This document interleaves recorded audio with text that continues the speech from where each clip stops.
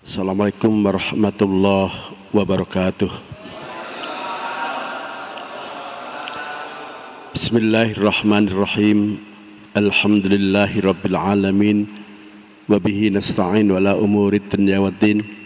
Wassalatu wassalamu ala rasulina Muhammadin al-mab'uth rahmatan lil alamin. Amma ba'd. Yang sama-sama kita hormati pimpinan STIK, PTIK, para pejabat utama, seluruh dosen, dan tentu yang paling saya banggakan, para mahasiswa yang mengikuti perkuliahan di STIK PTIK. Kita bersyukur alhamdulillah bisa mengawali aktivitas hari ini dengan sama-sama berkumpul di Masjid Darul Ilmi, membaca Asmaul Husna, membaca surat Yasin. Tentu doa dan harapan kita semoga dengan pembacaan Asmaul Husna dan surat Yasin, tugas kita hari ini, baik yang mengatur lalu lintas, baik yang bertugas di perbatasan, di laut, di udara, dan semua sektor yang memang harus dijaga, Allah memberikan kekuatan lahir kepada saudara-saudara kita, sehingga negara kita, negara Indonesia, makin jaya, makin tegak, dan setidaknya bisa berdiri sejajar dengan negara-negara lain di dunia ini. Amin, amin, ya rabbal alamin. Salawat dan salam semoga senantiasa dilimpahkan kepada baginda Nabi Muhammad sallallahu alaihi wasallam beserta para keluarga, para sahabat, dan seluruh umatnya sampai akhir zaman. Saudara-saudara sekalian, tidak terasa alhamdulillah hari Kamis ini posisi kita berada di tanggal 8 Syawal. Untuk itu saya ucapkan taqabbalallahu minna wa minkum taqabbal ya karim minal aidin wal faizin kullu am wa antum bi khair. Mohon maaf lahir dan batin. Selanjutnya kita perlu mengevaluasi setelah 1 bulan kita digembleng dengan berbagai ibadah bersamaan dengan hadirnya tamu agung yang bernama Ramadan. Kita kemudian hari ini mencoba melakukan muhasabah, melakukan introspeksi, karena berdasarkan penelitian sederhana untuk melihat tipologi manusia ketika manusia ini kedatangan tamu agung yang bernama Ramadan, setidaknya umat Islam ketika kedatangan tamu agung yang bernama Ramadan, mereka bisa dipetakan menjadi 3 kelompok. Kelompok pertama, ada umat Islam ketika Ramadan datang, umat Islam ini justru merasa tidak nyaman. Kenapa? Karena kebiasaan mereka di luar Ramadan itu akan setidaknya merasa terganggu dengan datangnya Ramadan. Kata mereka ini, gara-gara Ramadan pagi-pagi nggak bisa ngerokok, gara-gara Ramadan datang pagi-pagi nggak bisa ngopi, gara-gara Ramadan datang katanya jualannya harus dibatasi, dan komentar-komentar lain yang nggak ngenakin. Tapi insya Allah yang berada di kelompok ini nggak banyak, ada tapi nggak banyak. Kemudian ada kelompok yang kedua, di mana ketika Ramadan datang, kelompok umat Islam ini biasa-biasa saja, tidak perlu menyambut secara khusus. Bagi kelompok umat Islam ini, Ramadan atau tidak Ramadan biasa saja, hukumnya sama. Karena nganggep Ramadan itu bukan bulan istimewa, maka tidak ada persiapan khusus termasuk pelaksanaan ibadah khusus ketika Ramadan datang. Yang lain pergi ke masjid, dia tetap santai saja, nongkrong, ngopi, ngerokok. Yang lain Ramadan bisa menghatamkan Quran 5 kali, 10 kali. Yang ini juga merasa tidak merasakan sesuatu kalau dia di bulan Ramadan itu bacaan Qurannya juga mungkin seperti bulan lain, hatam sekali atau bahkan tidak hatam. Begitu juga kepada ketika teman-temannya Di bulan Ramadan mereka khusyuk melaksanakan sholat tarawih, sholat witir. Yang kelompok ini juga biasa-biasa saja. Hatinya tidak terbangun, psikologinya tidak merasa tersentil ketika lihat teman-temannya mereka begitu bersemangat melakukan berbagai ibadah di bulan Ramadan. Ini kelompok kedua. Nah, kelompok yang ketiga adalah umat Islam yang selalu menunggu, selalu menanti datangnya Ramadan, bahkan dia tunjukkan sikap senang luar biasa. Di mata kelompok ini, Ramadan adalah bulan berkah. Setiap tarikan nafas dinilai ibadah oleh Allah. Begitu juga ketika melakukan ibadah sunnah, pahalanya dinilai seperti ibadah wajib. Pendek kata, Ramadan di mata kelompok umat Islam ini dianggap bulan penuh berkah, bulan penuh maghfirah, bulan penuh turunnya rahmat dari Allah Subhanahu wa ta'ala. Maka satu bulan di bulan Ramadan kelompok ini betul-betul menyiapkan secara khusus, selain memperbanyak ibadah sebanyak-banyaknya, mulai ikut sholat jamaah di masjid, mulai nggak pernah ketinggalan ketika sholat tarawih dan witir di masjid. Begitu juga ketika masjid membuat jadwal tadarus, semua jadwal dia minta namanya dicantumkan, karena pengen di bulan Ramadan itu dia bisa menghatamkan Al-Quran berkali-kali. Begitu juga ketika diceritakan banyak warga yang dilanda kesusahan karena pandemi, banyak yang nggak bisa makan. Kelompok orang ini buru-buru daftar untuk bisa memberikan iftar ke masjid. Sehingga jangan heran kalau di bulan Ramadan hampir 800.000 masjid di Indonesia itu tidak ada yang tidak menyiapkan iftar. Makanan berbuka banyak, apalagi minuman, semuanya disediakan.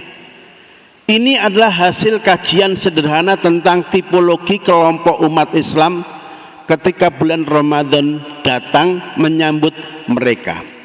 Maka muncul pertanyaan, ketika sekarang ini kita berada di bulan Syawal, baru 8 hari Ramadan ditinggalkan, perlu meneteskan air mata tidak? Sebagai bentuk kesedihan karena Ramadan telah pergi meninggalkan kita. Kalau pertanyaan ini dikaitkan dengan 3 kelompok umat Islam tadi, maka yang akan meneteskan air mata ketika Ramadan pergi berlalu tentu bukan kelompok pertama, juga tentu bukan kelompok kedua, tetapi yang mereka nangis dengan perginya Ramadan pindah bulan Syawal adalah kelompok yang ketiga. Memang muncul pertanyaan, sebetulnya perlu enggak sih kita ini meneteskan air mata karena Ramadan pergi berlalu meninggalkan kita? Sekarang kita berada di bulan Syawal. Ada seorang ulama namanya Imam Al-Haddad. Beliau mengatakan begini, la taskubit tumu'a lirohili Ramadan. Tidak perlu kau teteskan air matamu karena Ramadan telah pergi berlalu meninggalkan kita. Kenapa enggak perlu meneteskan air mata? Kata Imam Al-Haddad, far Ramadan saya'ud, karena bulan Ramadan itu pasti nanti akan balik lagi. Asal enggak jadi kiamat aja, asal tahun itu tidak terjadi kiamat, Ramadan pasti balik lagi.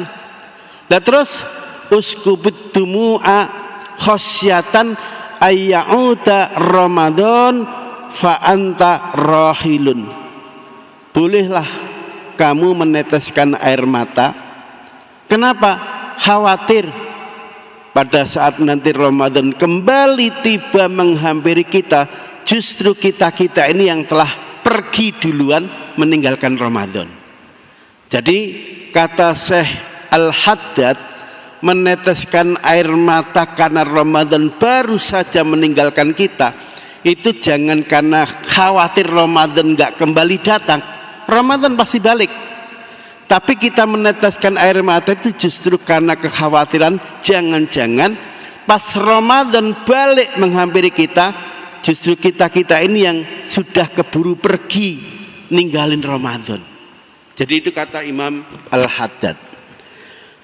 Terus apakah ada pesan lain dari ulama terkait dengan berlalunya Ramadan? Ada, namanya Syekh Shibli. Kata Syekh Shibli, Ramadan itu kan rutin tiap tahun selalu menghampiri kita, membuat kita paling tidak merasa malu, merasa nggak nyaman dengan tamu agung yang bernama Ramadan, sehingga karena sungkan dengan bulan Ramadan tidak ada umat Islam yang mereka itu ketika Ramadan datang tidak menyambut secara spesial.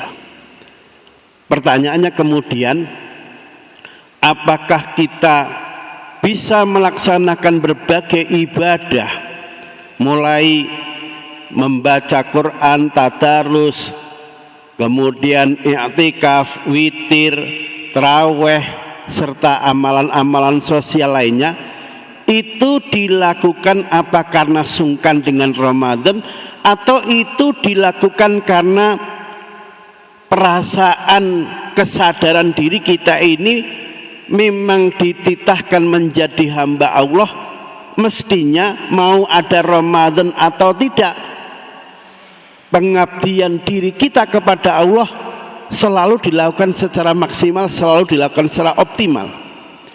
Apakah kita ini sebetulnya baru bisa menjadi budaknya Ramadan, mau melakukan beribadah dengan optimal karena malu dengan Ramadan, atau kita sudah menjadi hamba Allah yang sebenarnya karena tiap tahun digembleng dengan berbagai ibadah pada saat Ramadan datang. Pertanyaan ringkasnya, sebetulnya kita ini apakah masih menjadi budaknya Ramadan ataukah sudah menjadi hamba Allah yang sebenarnya? Di sini kemudian Syekh Shibli mengatakan begini sambil menasihati kita, kun robbaniyan wala takun ramadhaniyan. Jadilah kamu hamba Allah yang sebenarnya dan jangan hanya menjadi budaknya Ramadan. Kenapa enggak boleh menjadi budaknya Ramadan tapi harus sadar diri bahwa kita itu hamba Allah? In kunta ramadhaniyan, jika kamu hanya bisa menjadi budaknya Ramadan, farabbuka zail ba'da zawali Ramadan. Pasti ajaran Tuhanmu itu akan lenyap, pasti semangat ibadahmu kepada Allah itu juga akan lenyap bersamaan dengan zawali Ramadan, perginya Ramadan meninggalkan kita. Sekarang mari kita cek, kita ini sudah pantas ngaku sebagai hamba Allah yang sebenarnya atau sebetulnya baru menjadi budak Ramadan. Pada saat Ramadan datang, tiba-tiba kita ini sebagai umat Islam berubah menjadi orang yang sangat dermawan.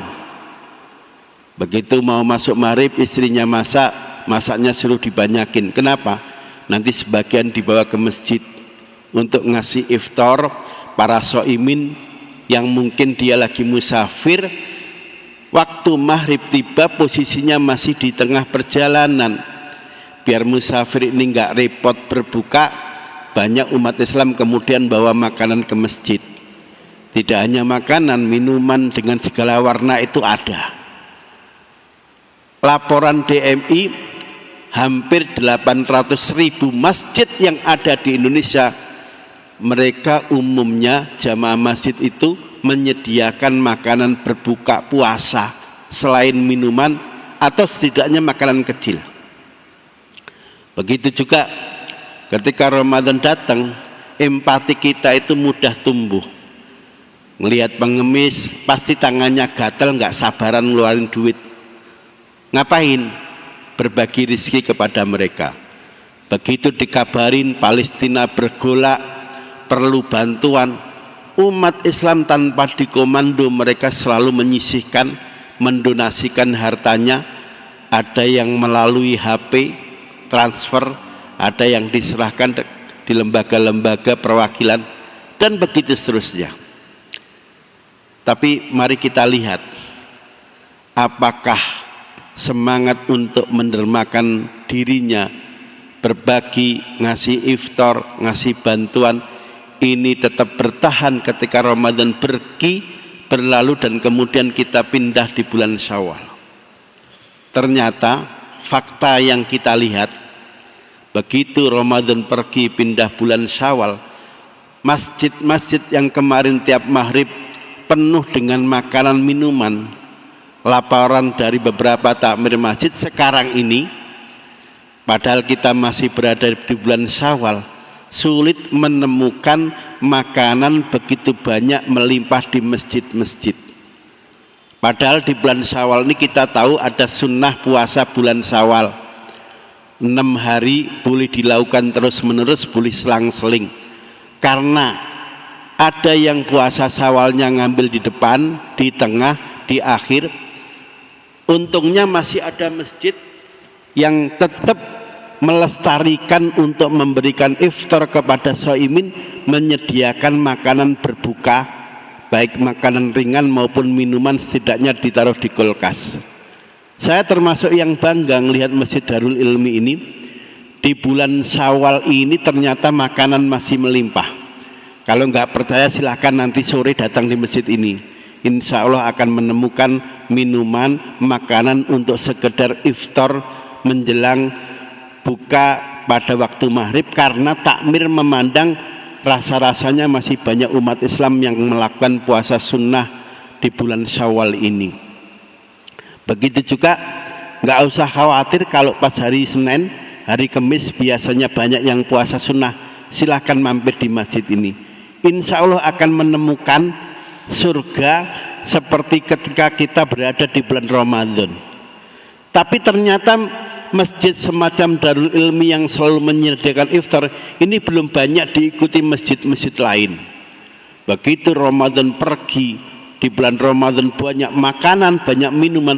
Pindah bulan Syawal, ada musafir kesorean kemudian mau membatalkan puasanya saja ketika dengar adzan maghrib, itu kesulitan. Buru-buru nasi pak, air minum saja nggak nemu, nyari kecuali air yang di kran itu katanya. Ini kan memprihatinkan. Padahal sudah banyak masjid yang memulai memberikan contoh bahwa semangat memberikan iftar itu jangan hanya nunggu ketika kedatangan tamu agung yang bernama Ramadan, tapi mestinya ketika kedatangan tamu yang namanya hari Senin, hari Kamis, puasa Syawal, Ayyamul Bid, nanti ada tarwiyah, ada Arafah, ada surah.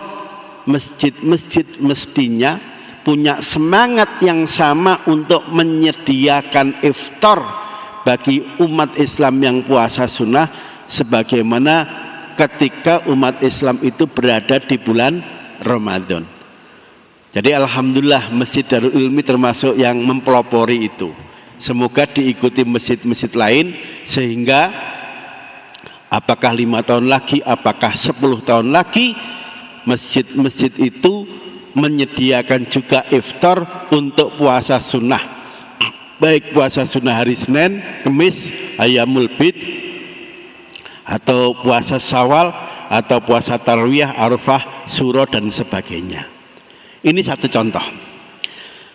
Yang kedua, ketika Ramadan datang, kita tahu umat Islam itu mendadak menjadi orang yang sangat penyabar. Emosinya bisa dikendalikan, nggak mudah marah, nggak mudah ngamuk, apalagi untuk persoalan sepele. Ketika Ramadan datang, puasa misalnya lagi ngantri, kakinya diinjak, pasti dia bilang, mas tolong kakinya dipindahin, nginjek kaki saya nih. Kenapa nggak marah? Orang itu sadar, ini shaimun, saya ini sekarang lagi puasa, nggak pantas rasanya di saat menjalankan puasa kok marah-marah, kok emosi. Ketika Ramadan datang mungkin buru-buru ke kantor, mobilnya nyenggol, itu insya Allah nggak marah, apalagi sampai ngabsen isi kebun binatang, nggak akan terjadi itu. Ketika misalnya ada perbedaan, ya diselesaikan dengan musyawarah. Apalagi perbedaan itu hanya menyangkut persoalan khilafiyah yang hukumnya tidak prinsip. Ini adalah pemandangan umum, hampir terjadi di semua sektor pada saat umat Islam berada di bulan Ramadan. Mereka mampu mengendalikan diri, nggak emosi, nggak marah-marah, nggak ngamuk. Tapi coba mari kita perhatikan, ketika Ramadan pergi berlalu, masuk bulan Syawal, watak asli manusia yang memang gampang marah, mudah emosi, gampang tersulut, itu kembali kelihatan. Baru di jalan nggak sabaran nyenggol, ngamuk-ngamuk itu. Isi kebun binatang yang nggak pernah punya salah apa-apa, tiba-tiba dia dicatut, disebut-sebut, misuh-misuh. Bahkan yang aneh, pergi dari rumah ke masjid mau sholat jamaah, itu ada loh jamaah yang kemudian masih mempertahankan egonya. Jelas-jelas imamnya itu pas sholat subuh baca kunut, dia nggak mau ngikut. Imam ngangkat tangan, dia tetap saja tangannya nggak mau diangkat. Padahal itu kan sunnah.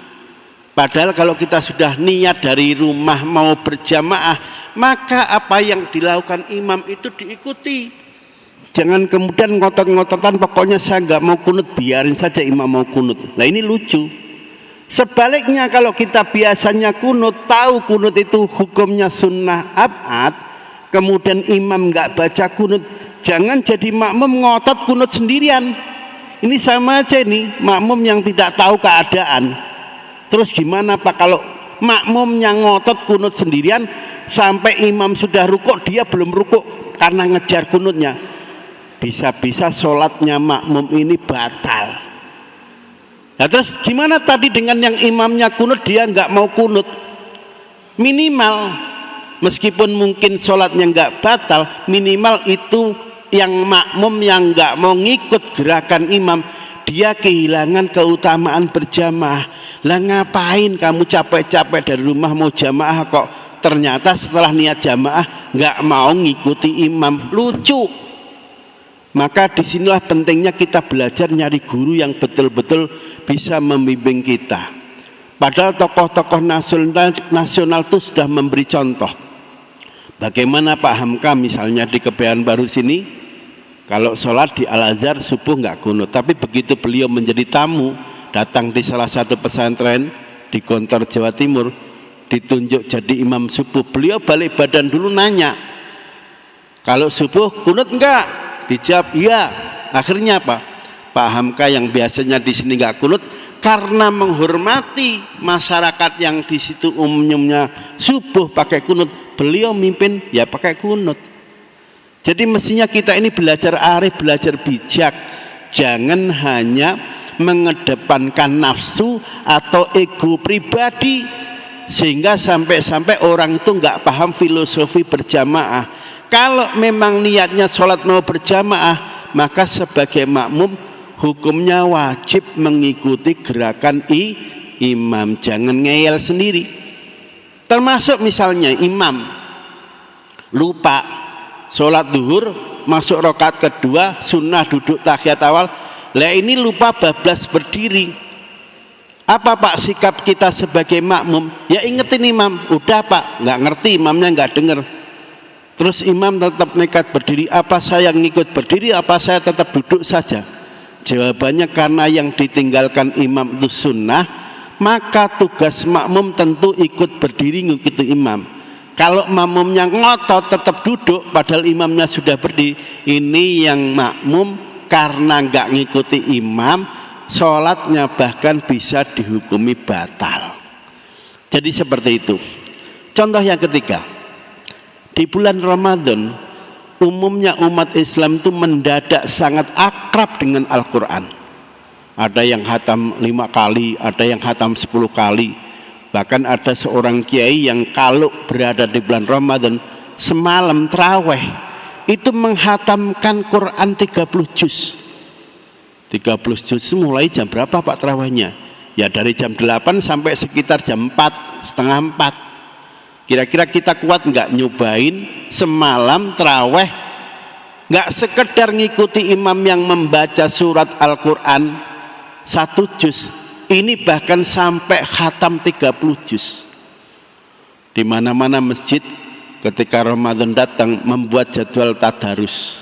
Ada tadarus pagi jam 9, ada tadarus Quran ba'da asar sampai maghrib, ada tadarus Al-Quran selesai sholat tarawih sampai tengah malam speakernya nggak mati, padahal tangganya pada mau tidur sampai nggak bisa tidur, itu keberisikan. Tapi apa yang terjadi ketika Ramadan pergi berlalu, pindah bulan Syawal, ternyata ketika kita balik ke masjid yang kemarin ada jadwal tadarus, jadwal itu semuanya udah dirobek-robek itu. Yang kemarin rame baca Quran habis asar, pagi pas duha, malam habis sholat isya, itu semuanya ternyata tidak ada lagi di tempatnya. Jadi begitu Ramadan pergi pindah bulan Syawal, Quran yang kemarin tiap hari didekap dibaca, sekarang nasibnya sungguh mengenaskan, hanya menjadi barang pajangan, kembali ditaruh di pojok-pojok, nggak disentuh, nggak dibaca dan sebagainya. Itu artinya apa? Mereka baru bisa akrab karena malu dengan Ramadan. Begitu Ramadan pergi berlalu meninggalkan dia, Quran kembali ditaruh di lemari-lemari sudut. Dia belum mampu menjadi hamba Allah, tapi baru bisa menjadi budaknya Ramadan. Saya kasih contoh yang ketiga, yang keempat, yang terakhir. Ketika Ramadan datang, umat Islam itu mendadak sangat dekat dengan masjid. Sholat subuh jamaah di masjid, zuhur ke masjid, asar ke masjid, isya ke masjid, tarawih juga di masjid. Hampir-hampir tidak ada masjid yang tidak diisi jamaah. Karena sekarang lagi pandemi, masjid hanya boleh diisi kapasitas 50%, banyak masjid akhirnya bikin tenda. Ngapain Pak repot-repot bikin tenda? Untuk nampung umat Islam yang mau ikut sholat berjamaah. Hampir-hampir laporan DMI karena sekarang dilarang mudik, itu jamaah stabil, tidak mengalami kemajuan, softnya penuh dari mulai emperan sampai pengimaman. Berbeda tahun-tahun lalu pada saat dibolehkan mudik, biasanya jamaah itu tidak istiqomah, tidak konsisten, dan selalu mengalami kemajuan tiap malam. Kemajuan itu maksudnya softnya makin maju, apalagi masuk malam 21, itu kemajuannya luar biasa secara sistematis dan terencana. Nah terus begitu softnya kosong, mereka pindah kemana Pak? Gampang, lihat aja mall, lihat aja toko-toko baju, lihat aja misalnya stasiun terminal, mereka penuh sesak karena pengen mendapatkan tiket untuk pulang mudik. Dan ini fakta hampir diketemukan di setiap masjid.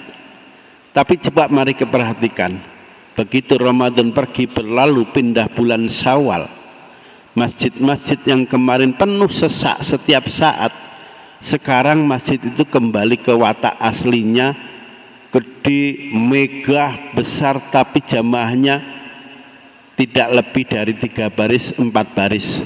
Masih mending ketika ketemu sholat maghrib, biasanya ketemu hampir separuh ruangan penuh.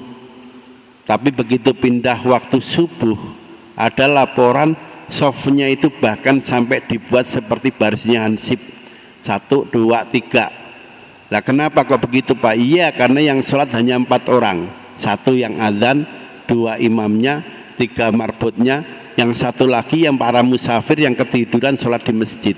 Selebihnya yang lain nggak kelihatan. Padahal kemarin itu Masya Allah, masjid penuh sesak sampai dibuatin tenda. Nah itu makhluknya yang kemarin ngisi masjid, kemarin sholat di bawah tenda kemana? Jawabannya ada yang tadi habis nonton bola, kesiangan Pak. Ada yang masih sibuk ini sibuk itu. Pertanyaannya kenapa kemarin pas Ramadan kok bisa, begitu sekarang pindah bulan Syawal kok menjadi nggak bisa? Jawabannya seperti yang dikatakan Sesibli. Ya karena mereka masih makomnya itu masih menjadi budaknya Ramadan, belum bisa menjadi hamba Allah yang sebenarnya. Kok ada masjid jamaahnya tetap istiqomah, di bulan Ramadan penuh, di luar Ramadan lebih penuh lagi, berarti jamaah masjid itu tidak lagi menjadi budaknya Ramadan, tapi mereka sudah bisa menjadi hamba-hamba Allah yang sebenarnya, siap menjalankan perintah Allah kapan saja dan tidak nunggu dulu datangnya Ramadan. Akhirnya karena kita ini insya Allah ketemu Ramadan dah berpuluh-puluh kali, semoga kita ditakdirkan Allah tidak lagi menjadi budaknya Ramadan, tapi sudah bisa menempatkan sebagai hamba Allah yang sebenarnya, yang siap untuk selalu melakukan apa yang dilakukan di bulan Ramadan ketika pindah di bulan lain, apakah Syawal, Dzulqa'dah, Dzulhijjah, Muharram, Safar, Rabiul Awal, Rabiul Tsani, Jumadil Ula, Jumadil Tsaniyah, Rajab, sampai nanti Ramadan datang lagi, kita dicas lagi dengan berbagai ibadah, berbagai amalan, dan begitu seterusnya rutinitas itu sampai nanti pada saatnya betul-betul pas Ramadan datang kita memang sudah dipanggil Allah Subhanahu wa Ta'ala. Inilah sebetulnya yang perlu dilakukan semacam evaluasi, semacam muhasabah. Insya Allah kalau kita melakukan evaluasi muhasabah semacam ini akan mengingatkan kita bahwa keseriusan melakukan ibadah, semangat melakukan ibadah itu semangat harus tetap membara dalam hati kita, tidak hanya ketika Ramadan datang menghampiri kita. Saya kira ini Bapak Ibu Saudara sekalian penjelasan tentang pentingnya kita jangan menjadi budak Ramadan, tapi harus menjadi hamba Allah yang sebenarnya. Mungkin ada yang ingin komentar atau bertanya, saya persilahkan. Gak ada. Baik, kalau tidak ada, mari kita tutup dengan baca doa bersama-sama. Diawali istighfar 3 kali. Astaghfirullahaladzim, astaghfirullahaladzim, astaghfirullahaladzim. Allahumma sholli ala Muhammad wa ali Muhammad kama shallaita ala Ibrahim wa ala Ibrahim fil alamin innaka Hamidum Majid. Walhamdulillahirabbil alamin hamdas syakirin hamdan na'imin hamdan yuwafi ni'amahu kafi mazidah. Ya Rabbana lakal hamdu kama yanbaghi li jalali wajhikal karim 'azimi sultanik. Allahumma ya Allah la tada' fi masjidina hadza dzamban illa ghafartah wa la 'usran illa yasartah wa la hamman illa farastah wa la maridan illa safaitah wa la hajatan min hawaijid dunya wal akhirah illa qadaitahu bi rahmatika ya arhamar rahimin. Rabbana hab lana min azwajina wa dhurriyyatina qurrata a'yun waj'alna lil muttaqina imama. Rabbana atina fid dunya hasanah wa fil akhirati hasanah wa qina adzabannar. Subhana rabbika rabbil izzati amma yasifun wa salamun alal mursalin walhamdulillahi rabbil alamin. Wabillahi muwaffiq ila aqwamit thoriq. Assalamualaikum warahmatullahi wabarakatuh.